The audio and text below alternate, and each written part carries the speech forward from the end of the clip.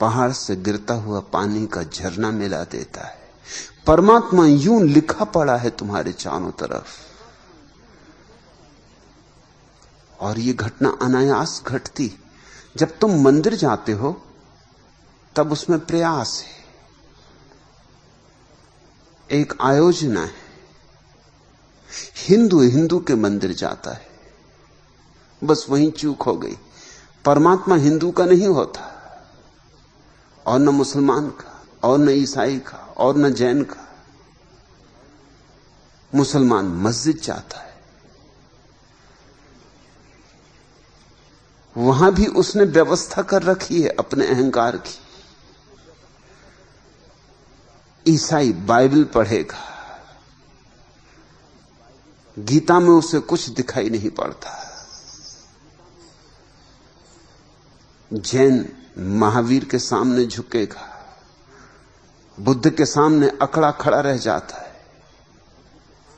ये अंधे लोग, ये दिग्भ्रमित लोग, ये परमात्मा की तलाश को निकले।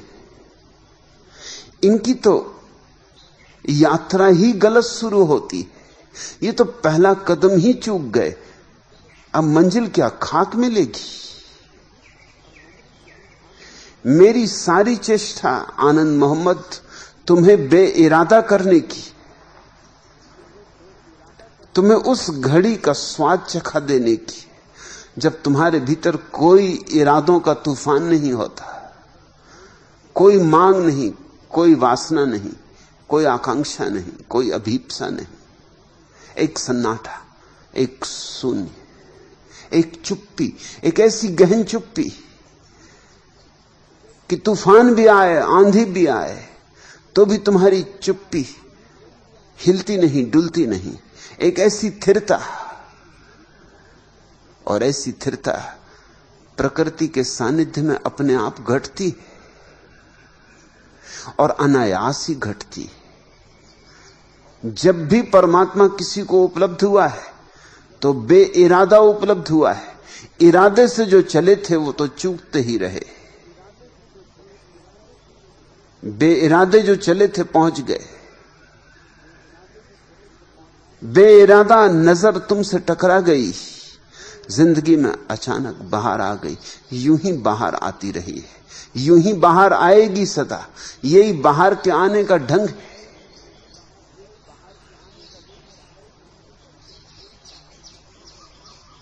तुम कहते हो दिल में पहले सी अब वह हलचल नहीं, अब मोहब्बत में मिटने की घड़ी आ गई। मोहब्बत में मिटने की घड़ी ही तो नव जीवन है, और ऐसा जीवन फिर जिसका कोई अंत नहीं। प्रेम में जो मिटा वह धन्य भागी है। यूं तो सभी को मिटना है,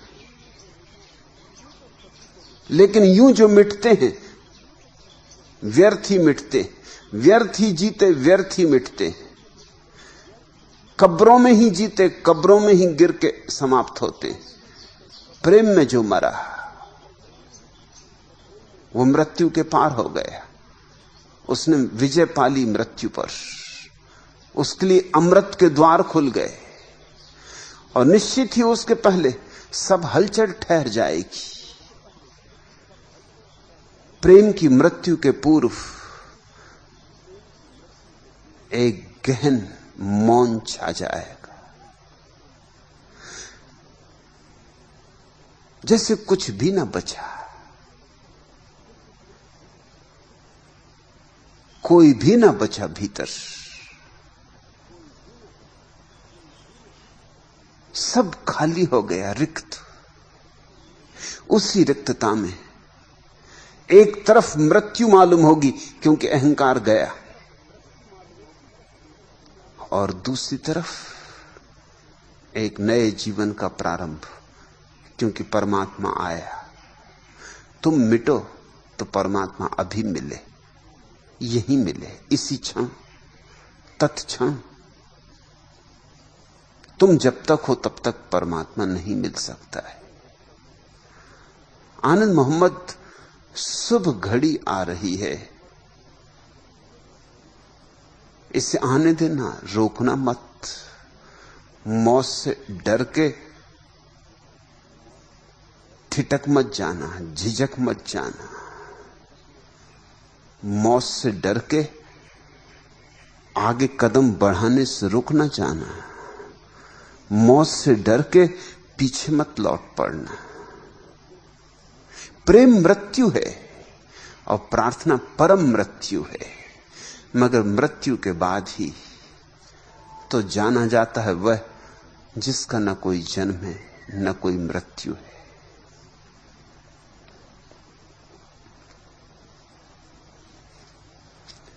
दूसरा प्रश्न, भगवान, अगर एक पुरुष अपनी पत्नी से कामतुष्टि नहीं पाता है तो वह दूसरी स्त्रियों के पास जाता है।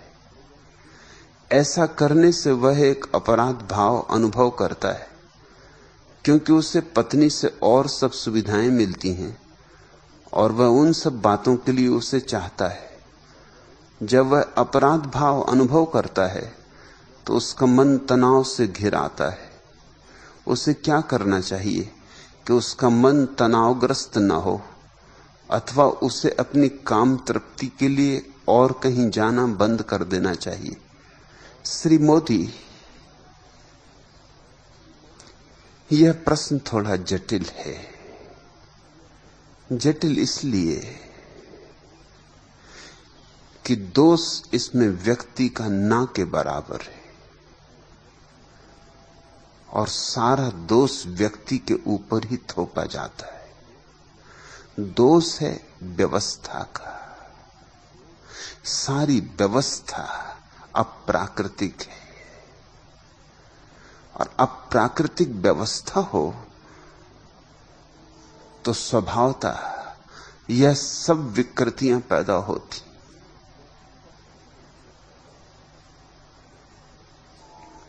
विवाह एक अप्राकृतिक व्यवस्था है। मनुष्य को छोड़कर और तो किसी पशु पक्षी में विवाह का आयोजन नहीं।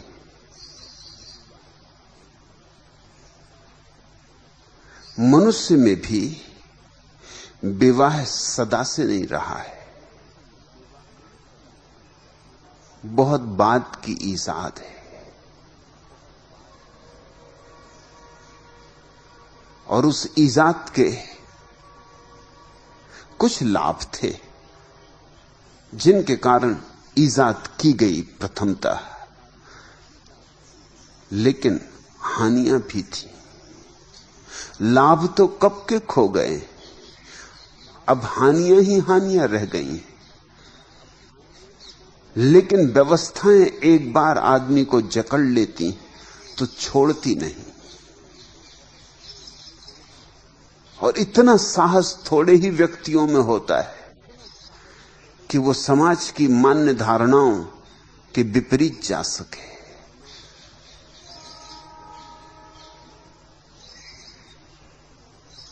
विद्रोह की क्षमता थोड़ी ही व्यक्तियों में होती और समाज विद्रोही को कुचल भी डालता है, क्योंकि विद्रोही खतरनाक है। वो संदेह पैदा कर रहा है व्यवस्था में। विद्रोही और विद्रोह के लिए हवा पैदा कर रहा है और समाज भली भांति जानती, खासकर समाज के ठेकेदार, वे धर्मगुरु हों, राजनेता हों या दूसरे हों, वे भली भांति जानते कि ये आग ऐसी है, अगर पैदा हो जाए विद्रोह की तो फिर बुझाई ना बुझेगी। इसे शुरू में ही कुचल देना उचित है, चिंगारी ही नहीं बचने देनी चाहिए, नहीं तो ये ऐसी भभकेगी कि सारे जंगल को घेर लेगी। जब विवाह ईजाद हुआ शुरू में तो उसके कारण थे। सबसे बड़ा कारण तो यही था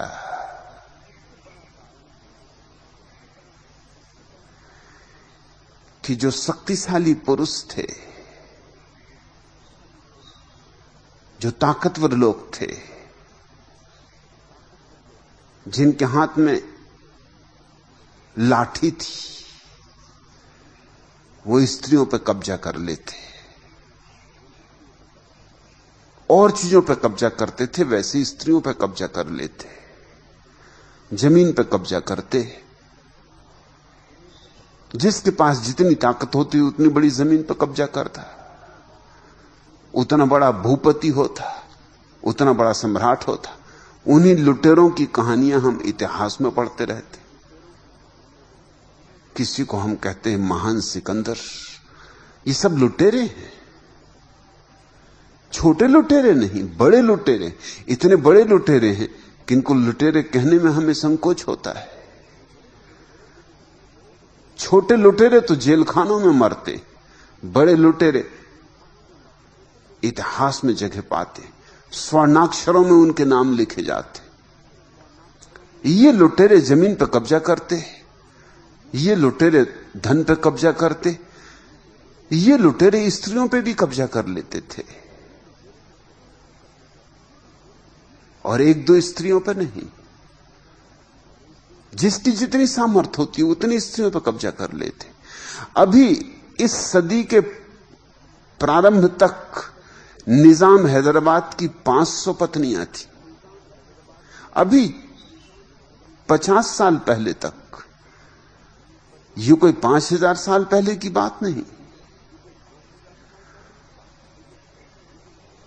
निजाम हैदराबाद की 500 पत्नियां शायद सबको पहचान भी ना सके, शायद सबके नाम भी ना जानता हो।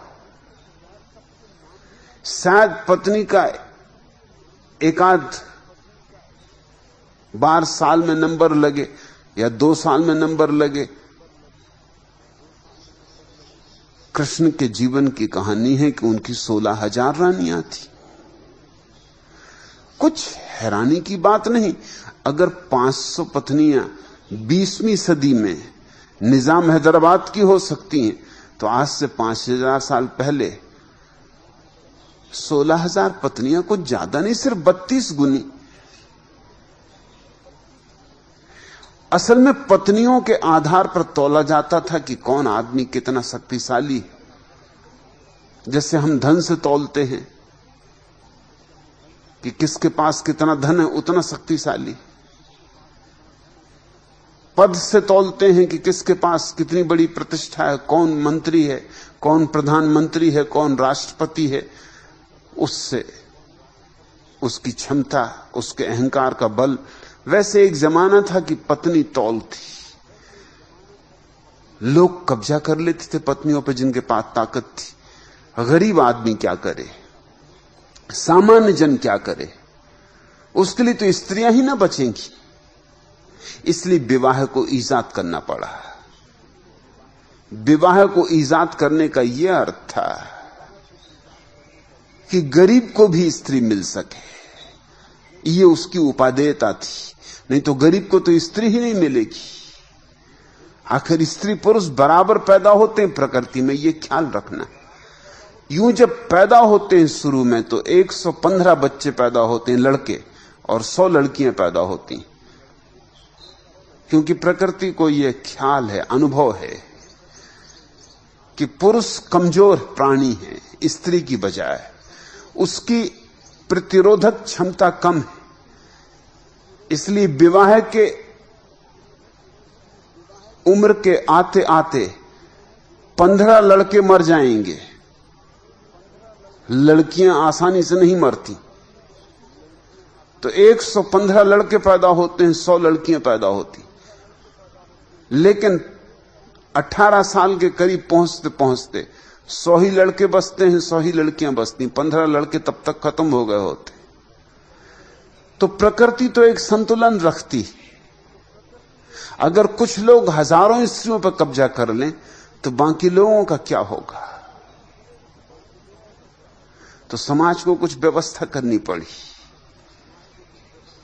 और ये धारणा पैदा करनी पड़ी, और इस धारणा को धर्म का बल देना पड़ा कि किसी की विवाहिता स्त्री को छीनना पाप है, किसी दूसरे स्त्री की, किसी और की स्त्री की तरफ देखना भी पाप है। इसकी उपादेयता थी और इसलिए हम बाल विवाह करते थे, नहीं तो दूसरे की स्त्री होने का मौका ही नहीं आएगा। इसके पहले ही जिनके हाथ में ताकत है वो स्त्रियों को खदेड़ के ले जाएंगे। इसलिए बिल्कुल बचपन में शादी कर देते थे, जब तक कि कोई राजा महाराजा उन पर कब्जा करे उनका विवाह हो जाता था।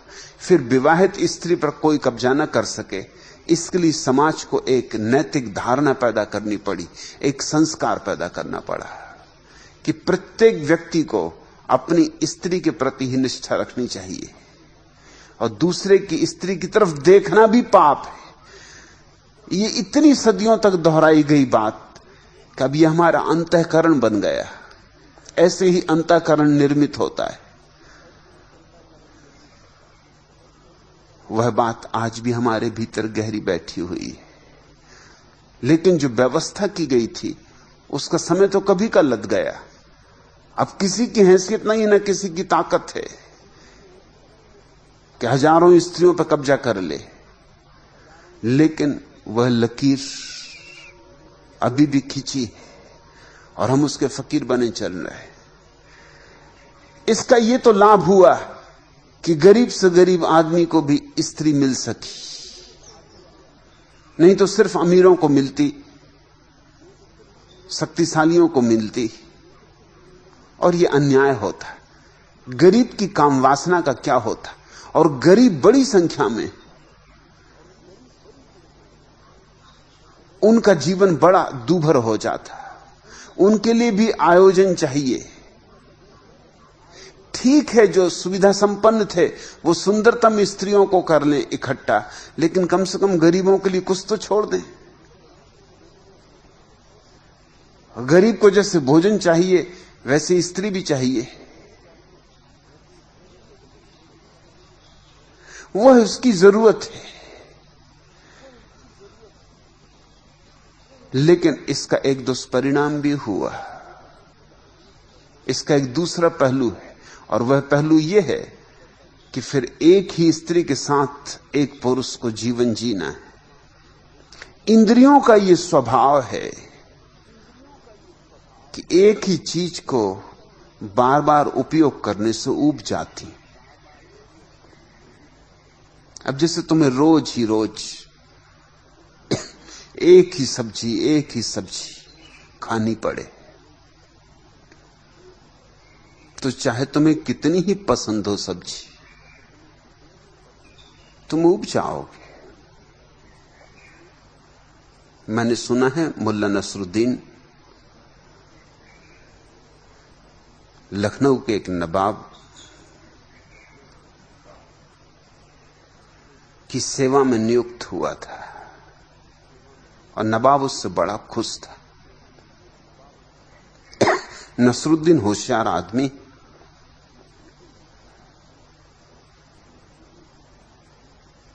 चमचागिरी में उसकी बड़ी पहुंच है, और नवाबों के आसपास और किस तरह के लोग चाहिए? चमचे ही चाहिए। एक दिन नवाब और नसरुद्दीन साथ साथ भोजन करने बैठे।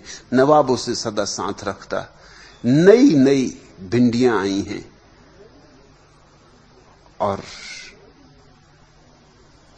बड़ी स्वादिष्ट सब्जी भिंडियों की बनी। नवाब ने तारीफ की, रसोइयों को बुला के कहा कि सुंदर सब्जी बनी। नसरुद्दीन ऐसा मौका चूकने वाला नहीं था। उसने कहा सुंदर होगी, क्योंकि मैं वनस्पति शास्त्र का ज्ञाता हूं। भिंडी तो अमृत है। भिंडी से श्रेष्ठ तो कोई सब्जी ही नहीं। इसलिए तो लखनऊ में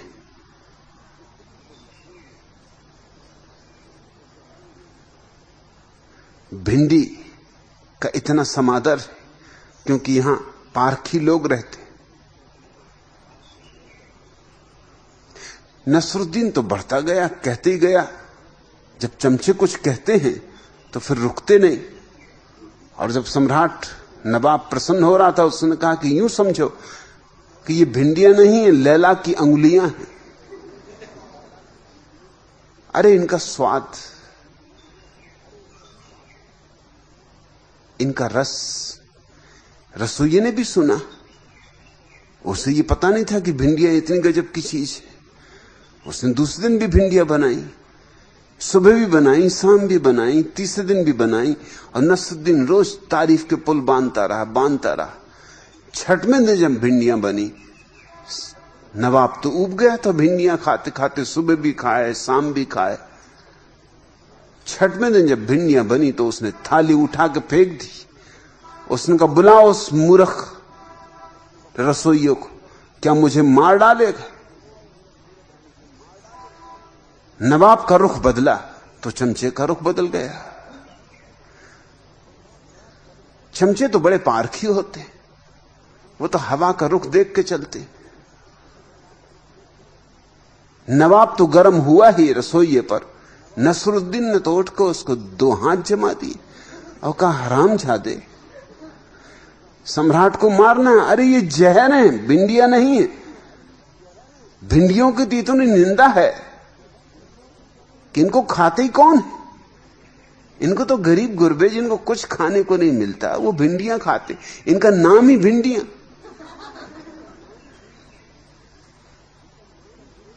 तू जान लेगा नवाब साहब की, तुझे कुछ होश है?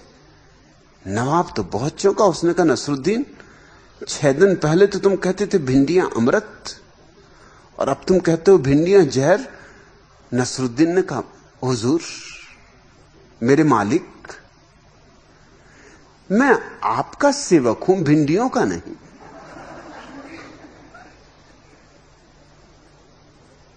मुझे तनख्वाह आप देते हैं, भिंडियां नहीं। अरे आप कहो तो अमृत हैं, आप कहो तो जहर, आप कहो तो स्वर्ग बता दूं, आप कहो तो नरक।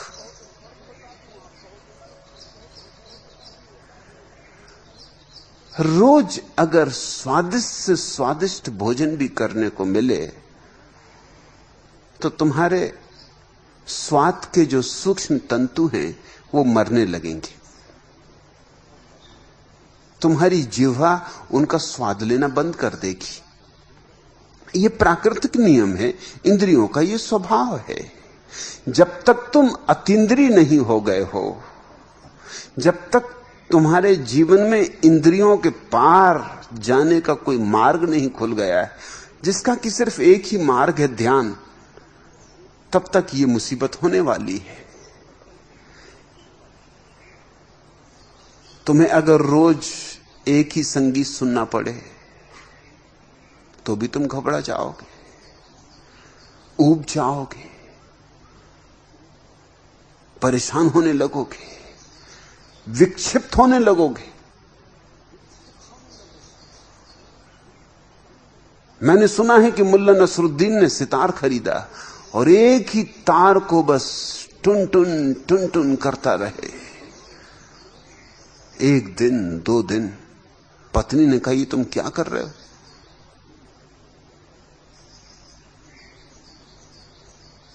हमारा दिमाग फिरा जा रहा है। हमने और भी सितार बजाने वाले देखे, मगर और स्वर भी हैं और तार भी हैं। सितार बजाने वाले हाथ तारों पे फिराते हैं, तुम तो एक ही तार को खींचते हो टुन